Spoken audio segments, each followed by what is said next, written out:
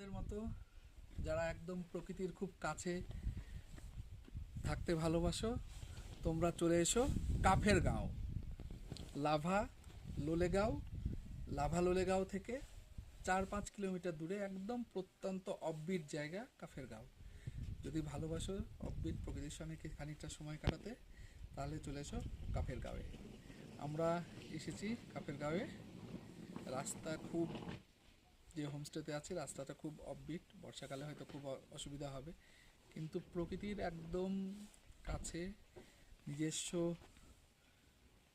নিজের সঙ্গে সময় কাটাতে হলে, আর পাখির গান শুনতে হলে, প্রকৃতির হাওয়া খেতে, নির্মল খাওয়াতে হলে আসতে হবে কাফের গাঁও।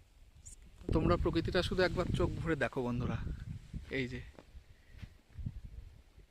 যে দূরে পাহাড়, পরিষ্কার ঝকঝকে আবহাওয়া, তার মধ্যে আমাদের এই হোমস্টে।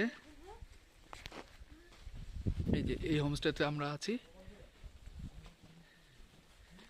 Reads homestay.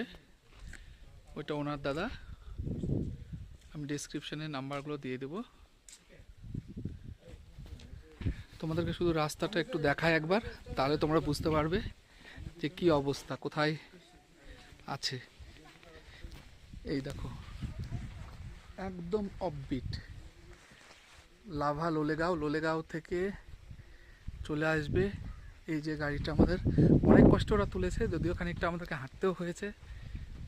এই যে এদিকেও কিছু ছোট ছোট হোমস্টে আছে, এই যে গ্রিন ভ্যালি হোমস্টে। আমি জুম করছি, আপনারা যদি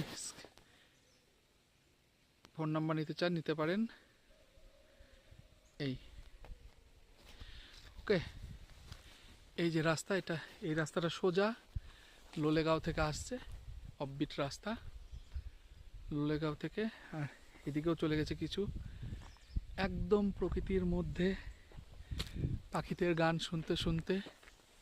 যদি আপনাকে প্রকৃতিকে ভালো লাগে, হিমালয়কে ভালো লাগে, হিমালয়ের পাদদেশে যদি থাকতে ইচ্ছা করে, তাহলে চলে এসো কাফের গাঁও। আমি যখন এখানে ভিডিওটা করছি, তখন চারিদিকে পাখির কুজন শুনতে পাচ্ছি। একটু কান করো, দেখো তোমরা শুনতে পাবে। ওকে, আমাদের হোমস্টেটা তোমাদেরকে দেখায় একটু। এই যে বেশ ভালো, সুন্দর, পরিষ্কার পরিচ্ছন্ন, ঘরগুলোও বড় বড়। যারা বনফায়ার করতে চাও, এখানে তার ব্যবস্থাও আছে।